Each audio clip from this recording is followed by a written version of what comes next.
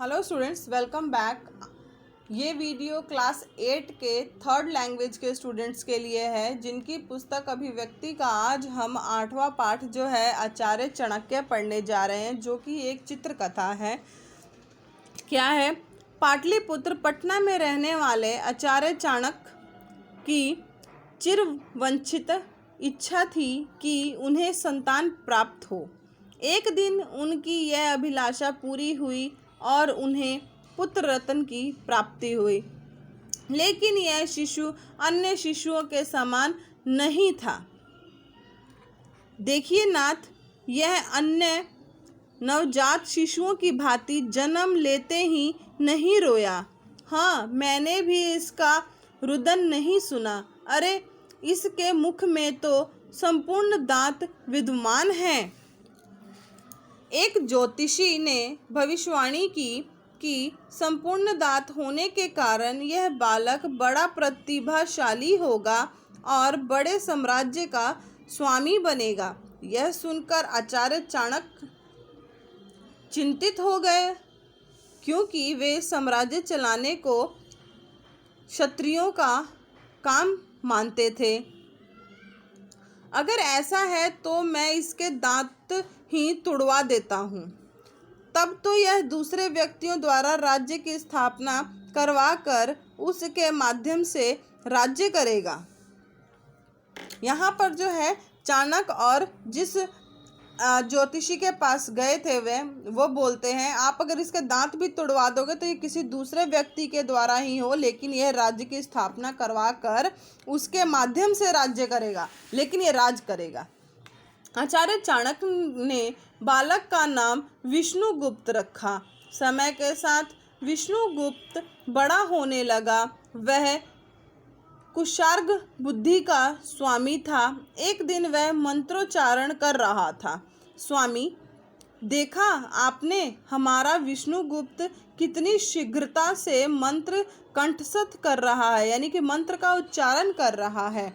मैं इसे शिक्षा दीक्षा के लिए तक्षशिला विश्वविद्यालय भेजना चाहता हूँ। वहीं रहकर यह अपने उद्देश्य की प्राप्ति कर सकेगा। तक्षशिला विश्वविद्यालय के सभी विषयों के विद्वान आचार्य थे। देश विदेश में उनकी ख्याति थी। विश्वविद्यालय में प्रधानाचार्य आचार्य चाणक्य से परिचित थे। पिता की आज्ञा पाकर विष्णुगुप्त तक्षशिला विश्वविद्यालय में पहुंचा और प्रधानाचार्य से मिला। तुम्हारा इस विश्वविद्यालय में स्वागत है। क्या तुम्हारे पिता ने मेरे लिए कोई संदेश भेजा है? जी आचार्य, उन्होंने एक पत्र आपके नाम दिया है। ठीक है विष्णुगुप्त, लेकिन विश्वविद्यालय के नियम के अनुसार तुम्हें एक परीक्षा देनी होगी। परीक्षा में उत्तीर्ण होने के बाद ही तुम यहाँ शिक्षा पाने के योग्य समझे जाओगे। मैं परीक्षा के लिए तैयार हूँ आचार्य। दो आचार्यों ने विष्णुगुप्त की परीक्षा ली। वे उसकी कुशाग्र बुद्धि से बहुत प्रभावित हुए और उसे विश्वविद्यालय में प्रवेश मिल गया। विष्णुगुप्त विद्वान आचार्यों से शिक्षा प्राप्त करने लगा।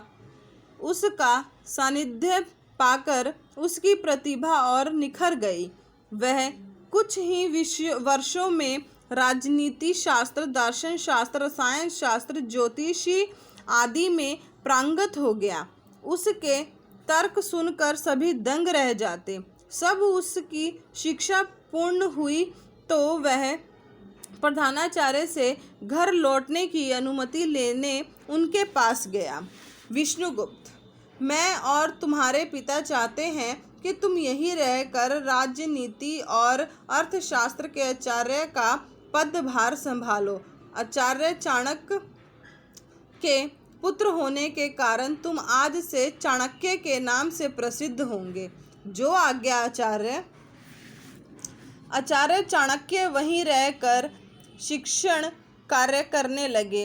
उनकी विद्वत्ता की ख्याति दूर दूर तक फैलने लगी। दूर दूर से विद्वान उनसे शास्त्रार्थ करने आने लगे।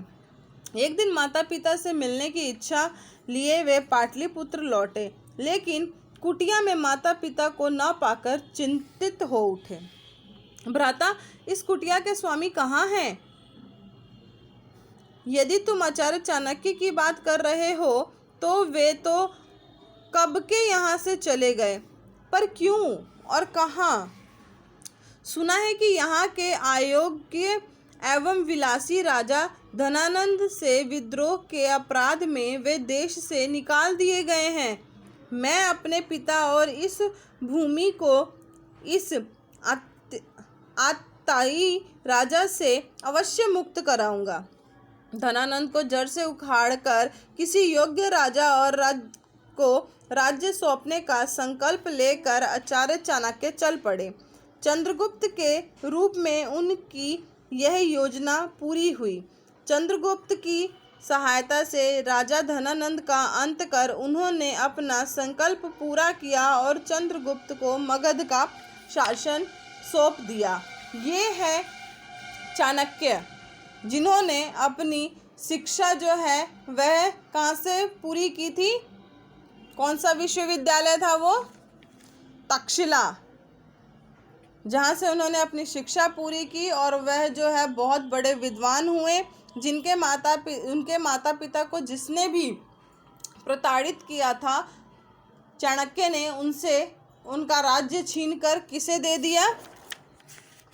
चंद्रगुप्त को।